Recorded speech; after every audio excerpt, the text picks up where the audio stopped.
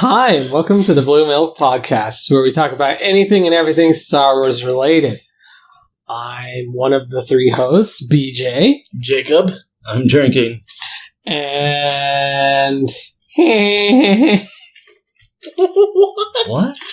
Just go derpy on us. Not the first time. Nor will it be the last. True.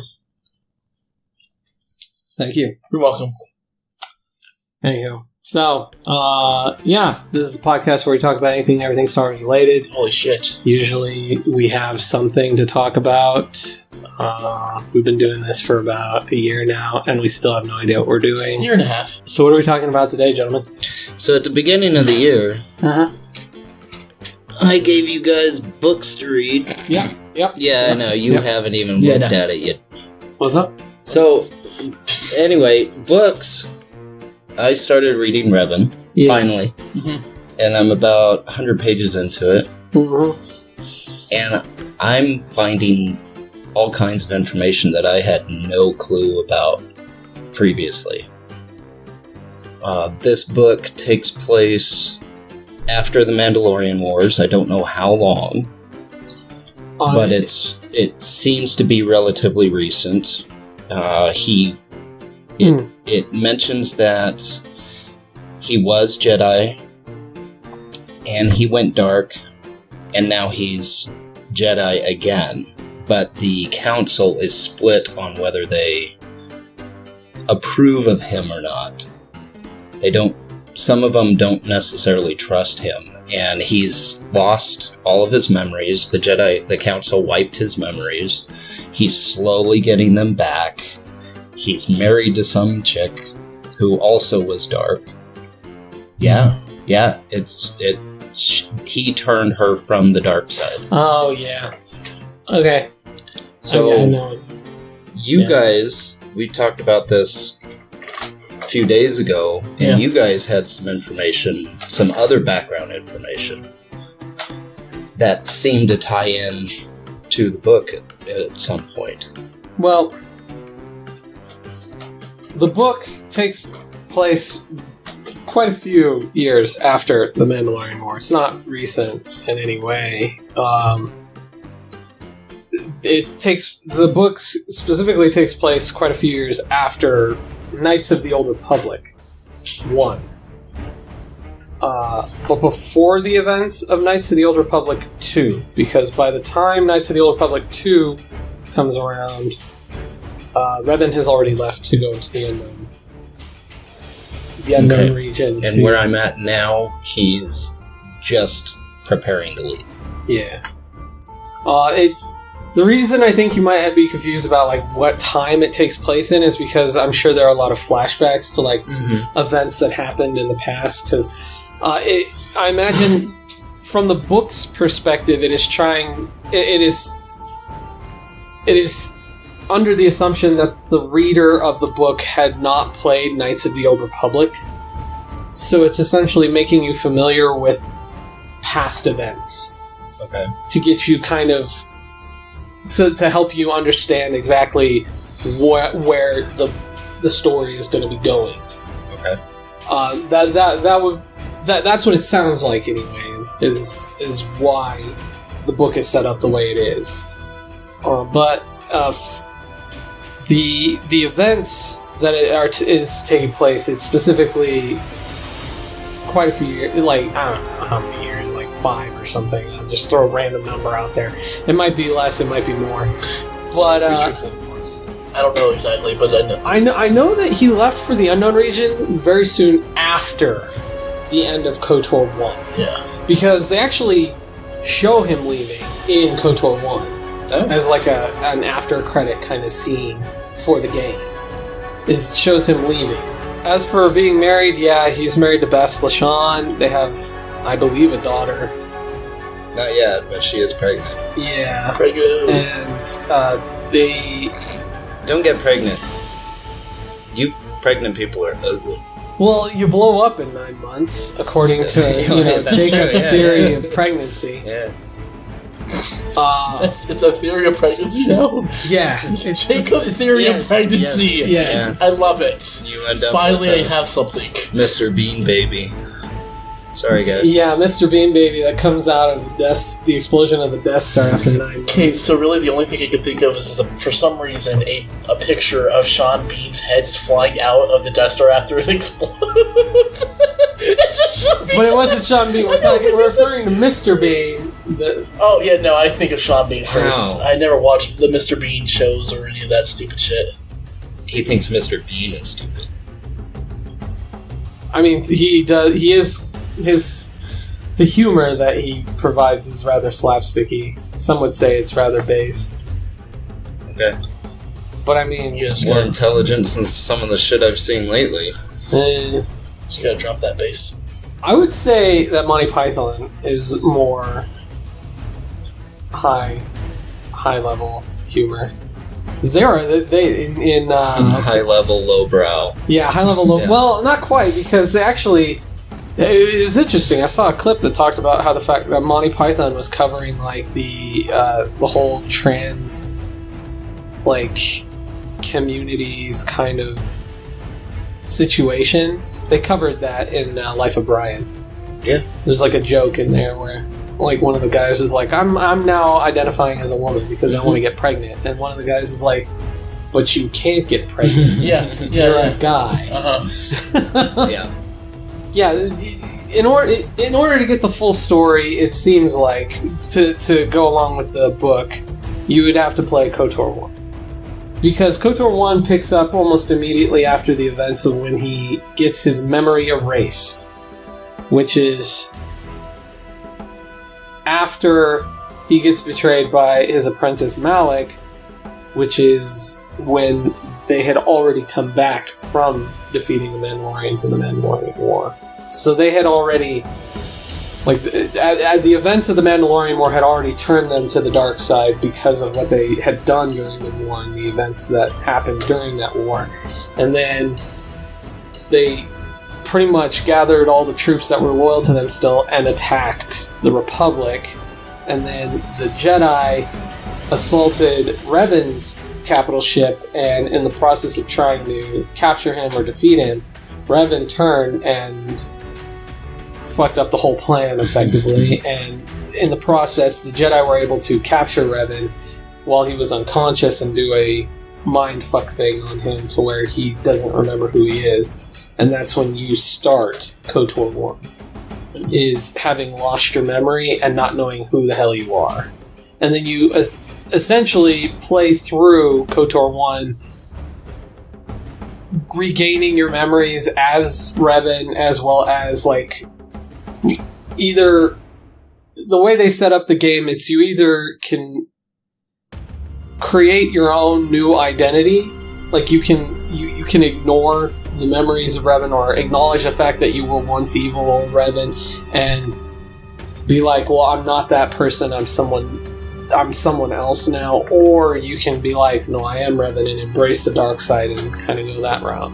They leave it open in the game to where you can kind of choose how you would be. But from the sounds of the book and the Legacy canon, Revan did choose to go light side. In the process, so it's weird that Bastila, his wife, was dark. If you go dark in the events of Knights of the Old Republic 1, you can turn Bastila to the dark side, and she can become your new apprentice, essentially replacing Malak as Revan's apprentice, because you kill Malak in the process of ending the game, because Malak is a dick. He's a jawless wonder. Well, he's a dick in... No, seriously, he has no lower... That's exactly what I was He's a dick in the Old Republic, too. That's someone else. Yeah, that's no, it's not Malak. No, that's Malgus. Malgus. Oh, Malgus. Okay. Yeah, the Old Republic is Malgus, which takes place many years after later. The time of Revan. And Revan is still in that. Yeah, so on a smaller scale. No, he's like the main driving force in one of the expansions for the Old Republic. It's specifically like Shadows of Revan or something like that is the name of the DLC. But the book seems to explain how how the hell Revan exists in the Old Republic, the MMO. Because if all you've played is Knights of the Old Republic, you would wonder how the hell, like, knowing the time gap, it's like 300 years or something like that between Knights of the Old Republic and the Old Republic MMO. There's a lot of time that they skip. You would wonder, like, the last you ever heard of Revan was that he went off into the unknown regions, and no one really knows why. He didn't explain why, and he left Bastila and their new baby, like, by themselves back in the Republic, and he just went off and didn't really tell anyone why. But you come to find the book, I'm imagining, is explaining why he left, like, what that story is. It sounds like... So far, I found that he's best friends with one of the Mandalorians that he fought against. Canderous. Yeah. Yes, during the Mandalorian Wars, he actually fought against him. Yeah. And somehow they became best buddies. That happens in the events of Knights of the Old Republic, because you actually can acquire Canderous as a companion. Okay. As part of your party. So what it sounds like is they teamed up, Revan and Canderous teamed up to defeat Malak. That is part of it. Yeah, Okay. I mean, there were more people involved, but yeah. Revan took Mandalore's mask and hid it away. And Lord the Ultimate. Well, after that happened, his memories got wiped, so he has no idea where the mask is at. Yeah. And I think that's where they're going now. They're going to try to find Mandalore's mask. Well, at least that's part of why they're leaving. I know in the Old Republic, the Mandalorians do work for the Sith Empire. Oh, speaking of that, Droman Cass Droman Cass. Important in this book. Well, Droman Cass is the capital of the Sith Empire. Right. Out in the unknown regions at any point, really. And this is also during a time, for those of you who don't know, this is during a time where the Sith were very prominent on Droman Cass, where pureblood Sith is very important, and they're assholes too. They can be. I mean, there's some nice ones, but you'd have to play the MMO. You'd have to play the Old Republic in order to, because that's where a lot of that gets fleshed out. Just so you're aware, like we've mentioned it before, but Sith is not just a religion; it is also at one point a species. It is its own race, and because the Sith eventually just is so intermingled with dark force users that it was just synonymous to just refer to anyone that uses the dark force as a Sith. And there's different castes as well. Yeah. The Sith race is... all of them are supposed to be force sensitive. Yeah. So if there is a Sith that's born that either isn't force sensitive or they're very low on the force sensitivity, they're cast out. They are useless. Well, they have slaves. They're killed. Well, unless they have other talents, which one of them in the book does. The Sith Empire is very much they're very predominant with slaves. Like they have slaves for just about everything that they do. Hi. And if you start off as in the Old Republic, if you are playing as either a Sith warrior or a Sith sorcerer, you start off as a slave. Oh. The backstory behind your character in that one is that you were a slave and that you were found to be force sensitive, so they sent you to Korriban, which is where all the schools are for the Sith Empire. Oh, the Inquisitor, sorry. What's the Inquisitor? Sith Inquisitor? Yeah, the Sith Inquisitor. Sith Sorcerer is a subclass, sorry. But there's the Sith Inquisitor and then there's the Sith Warrior. Those are the two classes that you could play in the Old Republic. And if you play as either one of those, you start off as not necessarily a freed slave, because you're very much still referred to as a slave during your time on Korriban as they are teaching you. But it's very much like a sink or swim kind of teaching, because they're like everyone in the class wants to kill you. So kind of like... Well, that's common. Well, that's Sith. Yeah. I was going to say, like, just it's kind of like the Brotherhood of Darkness a little bit. It's The Brotherhood was a little bit more civilized, which wasn't Sith at all. Yeah. I wouldn't say civilized, I'd say secretive. Well, so... Because there was still infighting, even though they didn't talk about it. Yeah, and if you were caught doing it, well, that's you got busted. That's effectively how the structure is with the Sith Empire and Korriban. Like, rule-wise, the school does not condone the killing of students, like students killing each other. Okay. The school does not condone it. So, rule-wise, if you are caught, effectively the teachers are like, if you're stupid enough to get caught, then you don't deserve to be a Sith. Yeah. And that's the mentality of it. So if you are good enough and devious enough to kill a fellow student and not be able to have been proven to do it, then kudos to you. It's essentially, if you tell a lie and no one knows you told a lie, then it's the truth. No. You're always going to get caught. You're always going to get caught. Always. Forever? Die. Anyway.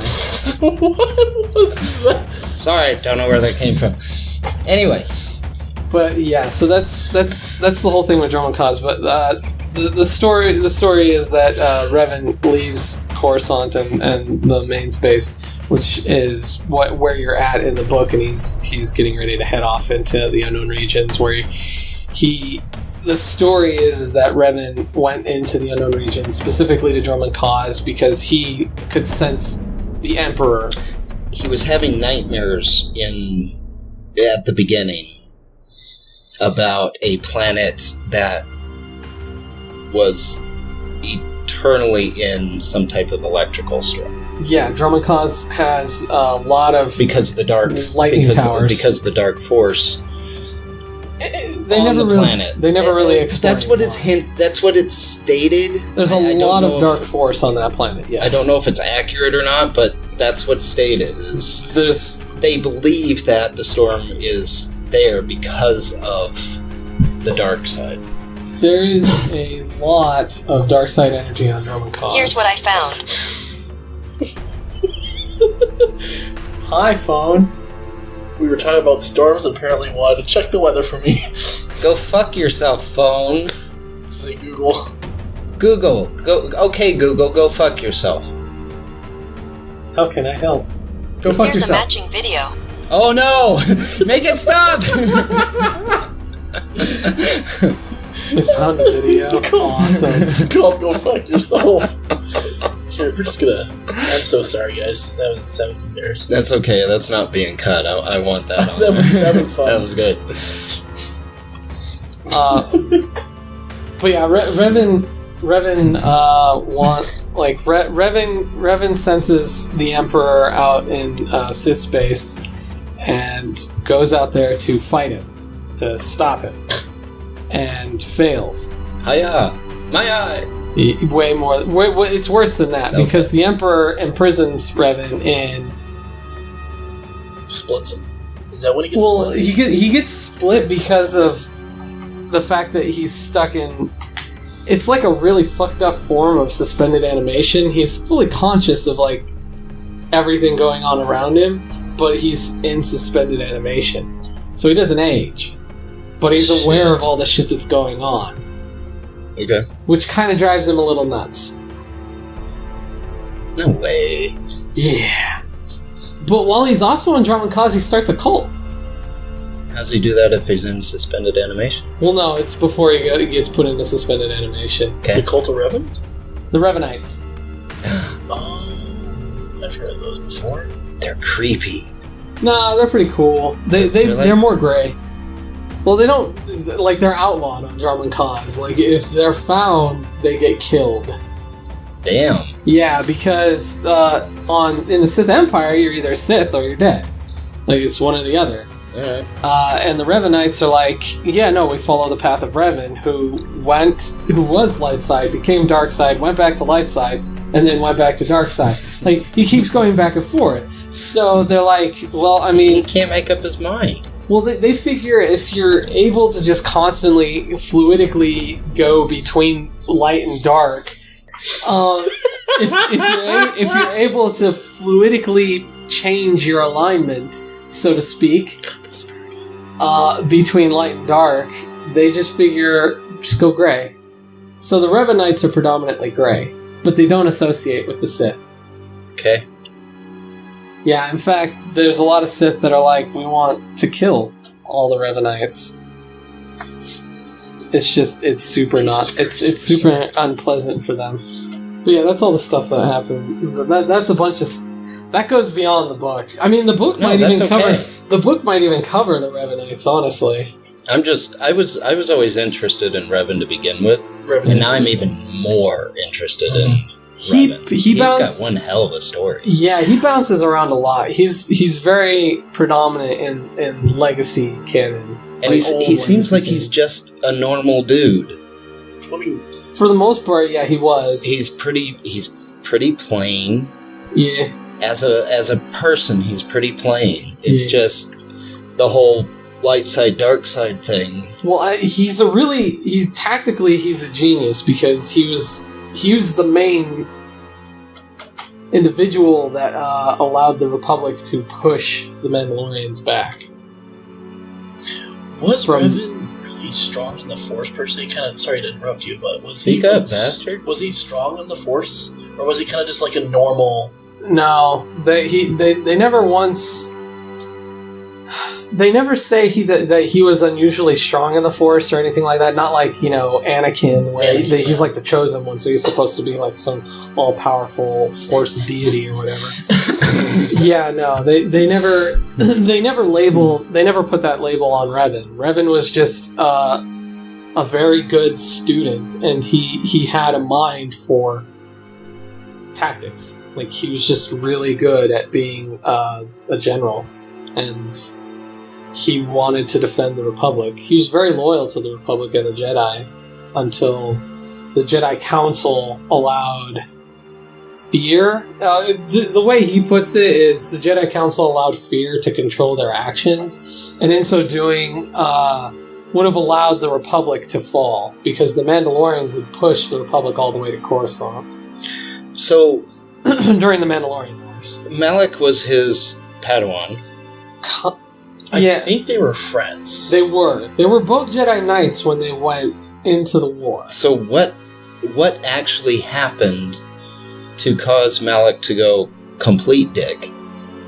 And then Revan to say, okay, I need to stop your ass. Okay, well, when they became the dark sides, Revan became the master and Malak became the apprentice at that point. Right, I get that. And Malak, thank you, goodness, wow. Malak decided to, this is finally when I can kill my master and I can become the master. Like how it was the rules. Okay.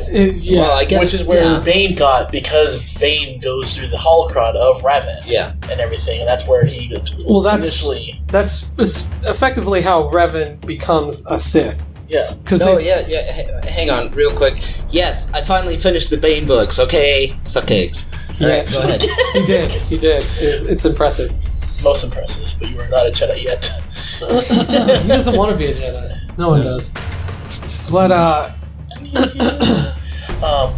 but yeah, no, it was during the assault, it was, as I mentioned, during the assault in which the Jedi were attacking Revan's capital ship, that Malak turned. And the reason he turned is because he wanted to be the master now.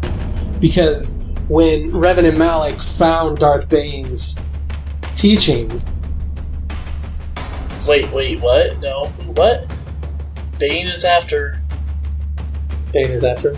Way after. Then I get... Oh, no, that's right, because Revan goes to...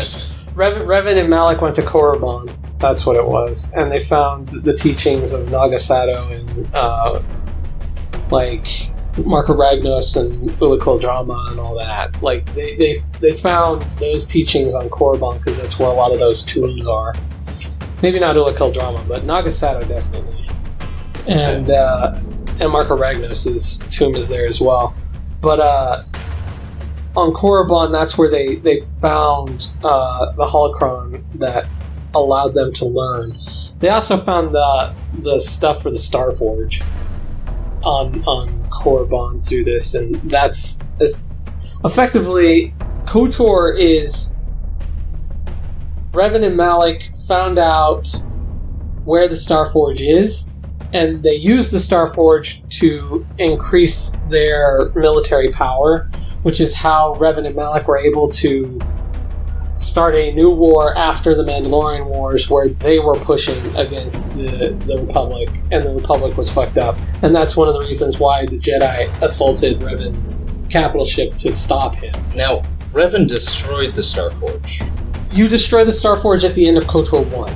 Okay. And that's because the Starforge is mentioned in this book. Honestly, in KOTOR, it depends on which way you go, because if you choose light side, then yes, you choose to destroy the Starforge, and the Republic is saved, and you become a Jedi, and you fall in love with Bastila, and everything's blah blah blah blah blah. It's all, yeah. But if you choose the dark side, there's multiple ways that you could go about choosing the dark side, because you could choose to not turn Bastila and kill her. You could choose to make her your new apprentice and kill off Malak. You can destroy the Starforge as the dark side, or you can even keep the Starforge as dark side and just conquer the galaxy. Like, all these endings are possible endings at the end of KOTOR 1. Like, they allow all these options to exist. Yeah. Yeah, so they kind of go, but the canon ending is that you go light side and you destroy the Starforge and you go live happily ever after with Bastila and have a baby. Like, that's the canon ending. No, she has a baby, not Red. Correct. Okay. The two of you make a baby, and Bastila poops it out after 9 months. Okay. As part of the Jacob's theory of pregnancy. Correct. Yeah. Bastila explodes as well. Yes. Okay. Doesn't poop, it explodes. Correct. Yes. Okay. As long as we have that clear. Yeah. But Revan and Malak, Revan grasped the teachings of Darkseid better, which is why he became the Master. Okay. He was just better acclimated. His mind was more in tune with. I also get the teachings. It's hinted. I don't know if it's accurate or not because his memories are fucked up. Yeah. But it seems that he approached the Jedi Council with an alternate way of looking at the Force, and the Council rejected it. He might have. That might have been after the events of KOTOR. Like I said, I don't know how long he was on Coruscant, like how long he lived as like a family man. Okay. Before he went into the unknown regions. I don't know that time frame. Okay. Well, maybe it'll come up later. Yeah, because, I mean, technically in KOTOR 1, you know that you were once Revan. Like, your character in the game, he knows that he was Revan once. He has enough memory fragments. Well, if he was Revan, then why wouldn't he still be Revan? Revan is the name that he chose when he became a Darth. Oh. His actual name, I don't know what it is. Yeah, no one knows his actual name, which is why they call him Revan when he's light side and Darth Revan when he's dark side. Yeah. Okay. Yeah. See? Useful piece of information. Yeah, I don't know exactly what... More knowledge acquired. Yeah. Achievement! Here's a plaque. Here's a trophy. Participation! Yay! But yeah, aside from that, I have no idea of like how long he was on Coruscant. So, like I said, the book that you're reading is there to fill in the gaps. Because I mean, I never read the book. You will. Yeah, I'm sure. And it'll probably fill in some of the memory gaps that I have involving Revan. Because I mean, I've played KOTOR 1, Knights of the Old Republic 1. I've played Knights of the Old Republic 2, which talks a little bit. Knights of the Old Republic 2 takes place of the Exile, which is mentioned in the book. Yes, she is. Mira, I believe her name is. Yeah, they don't really... And in the book, Mira was also a Jedi. Yeah. And during the Mandalorian War, or the attack on the Starforge, I'm not sure which, because it was I'm fuzzy on it. I got a lot of shit going on right now. It was during the events of the Mandalorian War, okay. on Malachor 5. They set off some shadow device. It was the shadow... Mass shadow... Generator. Yeah, mass shadow generator. Mass shadow generator. And she was within the... She was on Malachor 5. That. She lost her Force abilities because of that. They cover in KOTOR 2, in Knights of the Old Republic 2, why. Okay. And how that actually affects. She actually...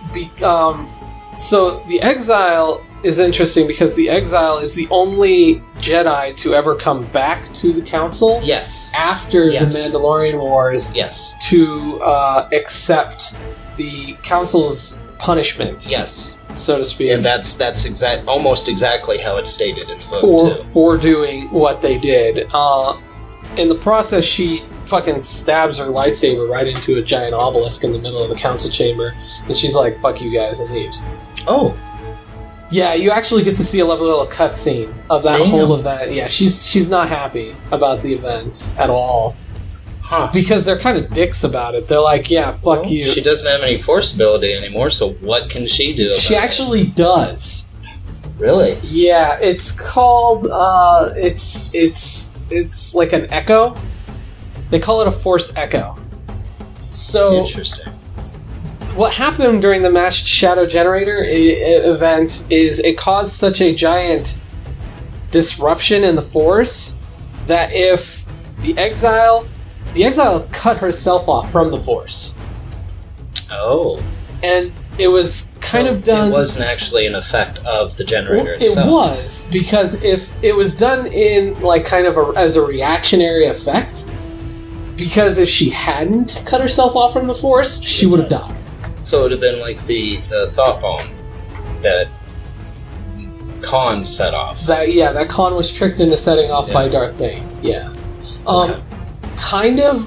The thought bomb pretty much just destroyed all organic life. Yes, it destroyed the organic life, but the souls remained. Correct. Trapped. The events with Malachor 5 are a little bit different with the Mass Shadow Generator. It's a bit different, but the reverberations in the Force were so intense and drastic that and the Exile, she was so close to the epicenter of the event that just instinctually she cut herself off from the Force, or she retreated away from the Force would be a more appropriate response, because you eventually in through the events of Knights of the Old Republic 2 get your Force powers back, but it's interesting because you actually form Force tethers with other Force-sensitive people, and that's how you get your Force back, is you actually leech it off of other people. And it can be both a good and a bad thing, depending on whether or not you go light side or dark side. What's interesting about that is, in this book, there is a Darth Scourge, and he does a very similar thing. He leeches off of organic life. When he's battling. Is this the one that has the cracked skin and whatnot? No. That's Darth Scourge is a pure Sith pureblood. That's Gotcha. Nyrus. Nyrus is the one. No, he's not the one with the cracked skin. No, She's not the one either. She's old. She looks like the Emperor. She's a female version of the Emperor. Yeah. Jacob is referring to... Yeah, she. Jacob here is referring to one of the main villains from... Gotta stay gender fluid. Exactly. Is referring to one of the Sith, or one of the Darths you fight in Knights of the Old Republic 2. Oh, okay. There's Darth Nihilus. Darth Nihilus is one of them. Darth Kreia is the old woman that is teaching you, and then... Isn't that the Exile? No. I thought she was. No, Darth Kreia is the old woman. Oh. that you have with you throughout all of KOTOR 2. I never played KOTOR. Spoiler warning, if you play KOTOR 2, you eventually pick up this old woman, like, at the very beginning of the game. Not with drinks or anything. No, like, she joins you because she's, like, whatever. She's Old. blind and she looks crippled, and you're like, I need to help you for whatever reason. And she stays with you until the very end when you find out that she's actually, like, Darth, and she's the one that actually taught Darth Nihilus and the other Darth, the one with the correct skin that you're thinking of. Yeah. She taught both of them Gotcha. to be Darths. Okay. So she's particularly bad. Yeah. And she's actually the final boss. You're Yeah. gonna have to play these games, Well, I gave them to you. I know, I didn't want them to know. Darth Nihilus is fucking cool. Well, yeah, you barely interact with him, actually. Like, his fight is actually really easy. If you go dark side in KOTOR 2, if you go dark side in Knights of the Old Republic 2, the game is really fucking easy. Force finger! No, you get a really cool ability called Death Storm. That sounds like force finger. It's close. The way it works is, it's Death Field, but is what the power's called. That was close. And the way it works is, the more enemies there are around you, the more people you hit. So it hits everyone within an area around you. What it does is it does a bunch of damage, and it drains all that life into you.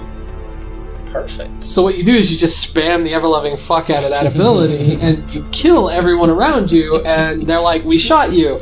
And you're like, oh god, I'm almost dead. And then you, like, set off a death field, and you're back at full health, because you drained life from all these dudes. I like it. And then you're back to full health, and they're like, shoot you again, and you're like, drain, shoot you again, drain. So it's like real life. It sounds like The Apprentice from The Force Unleashed. Kind of, sort of. Well, The Force Unleashed, I think, got a lot of its inspiration on powers from Knights of the Old Republic. Yeah. It just unleashed it amped up, like, how powerful, like, how It was such crazy. a fun game. I fucking love that game. Force Unleashed amped up, like, it took all the Force powers and put them at 11. It's a fun game. Like, the story is not the best. I played it on the It's all over the fucking place. I played it on the Wii, so I was able to, like... You were able to do yeah, the lightsaber it was battles. fucking and awesome. I fucking love that. Killing Rancors and shit. When are we gonna get the lightsaber game? Whenever we Beat Saber? got money. Yeah. Beat Saber is awesome. Whenever we get We money. gotta do that, Okay, man. so first and foremost, like, You guys gotta send us money. That's first. PlayStation VR costs like $250, $300. Okay. Is that why you want me to get a PS4? No, well, I mean, it's a step in the right direction, Jacob. Huh. I like the way he thinks. Cool. Very cool. Yeah, there's a lot of history there, and it seems like this book is trying to fill in the blanks as to what the fuck. Because the Exile in KOTOR 2, it is hinted that she knew Revan in the games, but She. Who? the Exile. The Exile. Okay. Yeah. Yeah. Yeah. Mira did. Yeah. It's hinted though in the games. Like if you haven't read the book, then you don't really know like how much. Yeah. she knew They Revan. were very close, apparently. Not that close. I mean, not like romantically intimate involved or anything close, like that. but close. Like Obi-Wan and Anakin. Yeah, Like, that type of thing. family. Okay. They're close by. That makes sense. I mean, considering she's kind of an anomaly, the Exile. Yeah. Yeah,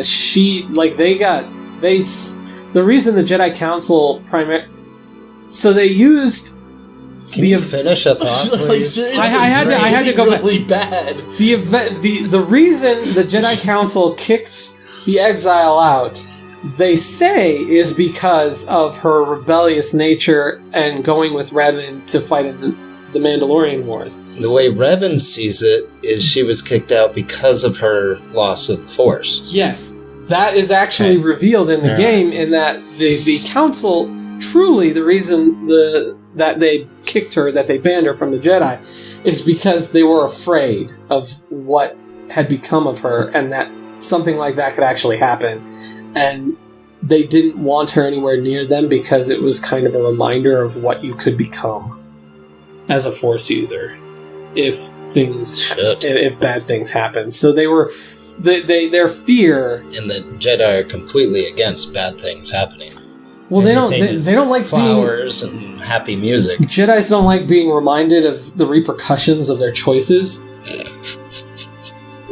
Well, one of the things that was going through my mind when you guys were telling about like the tethering and whatnot was actually like the new trilogy with Rey tethering off of.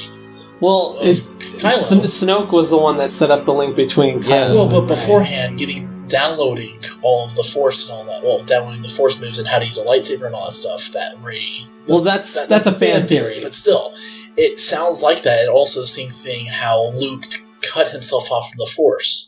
Well, and whatnot. Okay, Luke cutting. Okay, so that kind of makes sense. I'm seeing a lot of similar. Luke, not a lot, but I'm seeing a few similarities between Luke cutting himself off from the Force. Definitely makes sense with the exile. Downloading like how to use the Force and all that crap. Like the exile was a Jedi before. Yeah. Like she was a Padawan. She was a Jedi Knight. She had been trained from like a very young age to be a Jedi.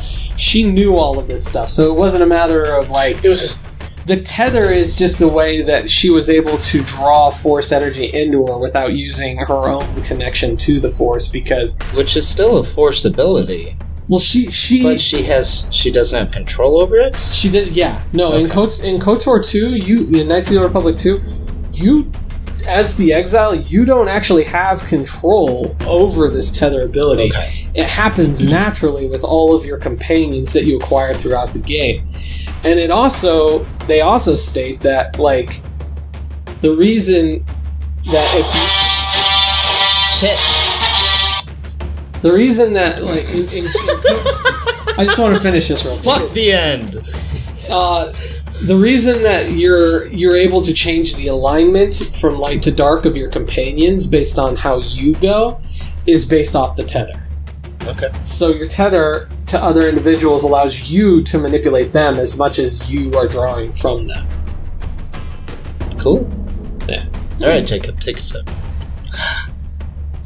Thank you for watching the BlueMilk podcast, where we talk about anything and everything Star Wars related. You can catch us on Facebook, Twitter, Instagram, YouTube. Hey, yeah, YouTube. This is where you're watching it right now. Don't help him. Yeah. Don't help him. Oh? No. Watch our sister podcast. It's the BlueMilk podcast. Yes. The Real Film Nerds and Real film nerds. Yeah, real. Not the real film nerds. Oh, I thought it was the. No, it's not. It's the real film nerds. The Mile High Show and the Star Wars. Catch us every Monday at 7 p.m. Like you are now. Usually every Monday. Usually. The vast majority of the time, Monday at 7 p.m. Some of us get behind and can't finish it because others aren't available. Something like that. As well as sick. And, Sickness and real life obligations. Yeah. Oh, fuck real life. Yeah. I mean, I wish we all could. Also, catch some of the exclusive content that we're going to be bringing you from Star Wars Celebration Chicago, April 11th through the 15th, 16th. What do you mean, we? Me. That's better. Me. Yeah, he's supposed to be doing a bunch of good stuff at follow Celebration. the Facebook page because I will be going live on after most of the big panels, maybe during, so you can watch the reactions of like the trailer and whatnot dropping. Yeah, because you can't record the trailer. They get pissed. We're expecting 3 big trailers at least. Shit. Episode 9, Clone Wars Season 7. Yeah, Clone Wars. What about The Season Mandalore? 7? I don't know, because that's actually slated for 2020, actually, I found out. Oh, really? I thought it was the end of 2019, but it's 2020. Okay. But possibly because they just ended filming, so possibly that. And then, what was the Fallen Order? Fallen Order. That's coming out this end of the year. Game. The game. Right. Yeah, Star Wars Fallen Order. We'll do our best to keep you updated on all that crap. Yes, might not be able to go to all of the panels, but I'm going to try my damnedest. And we'll see how much he gets thrown out of. Yeah. I usually don't get thrown out of. If any of you guys are going to Celebration... Yeah, come meet us. Or meet me. Hey, you know. All of him. All of this. Meet all of him. All of me. All of them. He will have some exclusive shit. Yes, and I'm going to be getting more exclusive shit that for people who can't go to celebrations, so that Like you can me. possibly win. I'm not winning. You're giving me some of that shit. We At don't least need one it. of them shits. One of them Disney money. Yeah, one of them Disney monies. We'll see what we'll see what Jacob is able to acquire, and we'll see if we have any exclusive swag we're able to Totes. to auction off or I hope so. Auction off? Sure. auction off or give away. Raffle. Raffle. I like raffles. Raffles. Raffles are cool. Yeah. So That way you can give us money. well, auctioning is giving us money too. That's true. Yeah. We'll see. We'll auction off raffle tickets. Oh yeah. No, we're not doing that. No. Have a good day, guys. Do it all. Come to the dark side.